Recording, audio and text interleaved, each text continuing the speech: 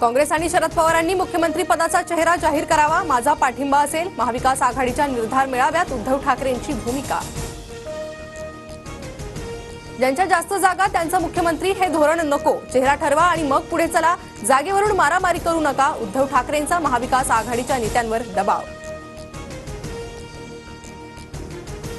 अजितदादांनी सरड्यासारखा रंग बदलला, अचानक पिंक झालेत, आता हा पिंक सरडा बारामती सोडतोय, संजय राऊतांचा अजित पवारांना खोचक टोला। बारामतीत अजितदादाच राष्ट्रवादीचे उमेदवार असणार, पार्लमेंटरी बोर्ड अजित पवारांच्या नावावरच चर्चा करणार, सूत्रांची माहिती। तर बारामतीतून लढण्यास रस नसल्याचं दादांकडून स्पष्ट। बहिणीचं नातं आमच्या भावांना कळलं नाही, निरागस बहीण भावाच्या नात्याला किंमत लावायचं काम सरकारने केलंय, 1500 रुपयाला हे नातं विकाऊ नाही, सुप्रिया सुळेंचा टोला। आरक्षणाची मर्यादा वाढवण्याचा अधिकार राज्य सरकारला नाही, वक्फ बोर्डवर बिल आणलं तसंच केंद्रात आरक्षणावर बिल आणा, आम्ही पाठिंबा देऊ, उद्धव ठाकरेंकडून भूमिका स्पष्ट। केंद्रीय निवडणूक आयोगाची आज पत्रकार परिषद, जम्मू काश्मीरसह 4 राज्यात निवडणुकीच्या तारखा जाहीर होणार, महाराष्ट्र विधानसभा निवडणुकीचा बिगुल वाजणार का याकडे लक्ष। वंचित बहुजन आघाडी विधानसभा निवडणूक गॅस सिलेंडर चिन्हावर लढवणार, निवडणूक आयोगाकडून वंचितला गॅस सिलेंडर चिन्ह बहाल। सत्ताधाऱ्यांचे 113 आमदार पडू शकतात, 20 तारखेपर्यंत कळेल किती आणि कुणी वाटोळ केलंय हे 29 तारखेनंतर स्पष्ट करणार, जरांगेंचा सत्ताधारी आणि विरोधकांना इशारा।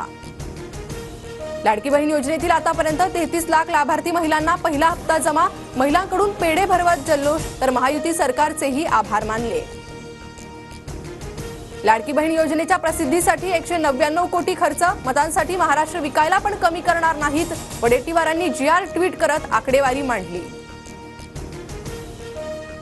बुलढाण्यातील महिलांचा आंदोलनाला यश, मलकापूरच्या आदर्शनगरमधील बियर बार आणि हॉटेल बंद, 4 दिवसांपासून सुरू होतं महिलांचं उपोषण।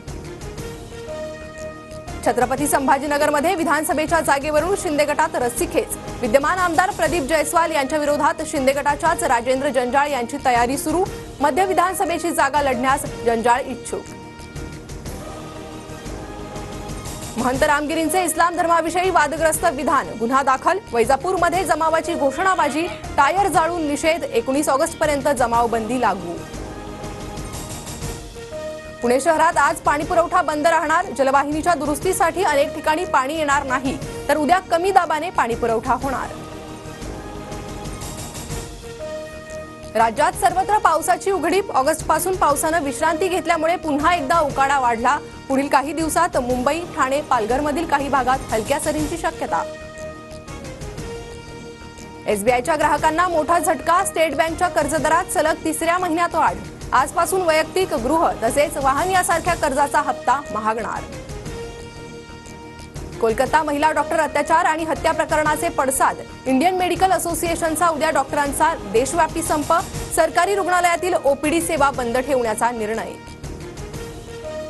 इस्रोकडून नैसर्गिक आपत्तीची माहिती देणारं सॅटेलाइटचं प्रक्षेपण, श्रीहरिकोटाहून SSLV D3 रॉकेटचं यशस्वी उड्डाण, ऐतिहासिक प्रक्षेपणामुळे अंतराळ तंत्रज्ञानात महत्त्वाचं योगदान।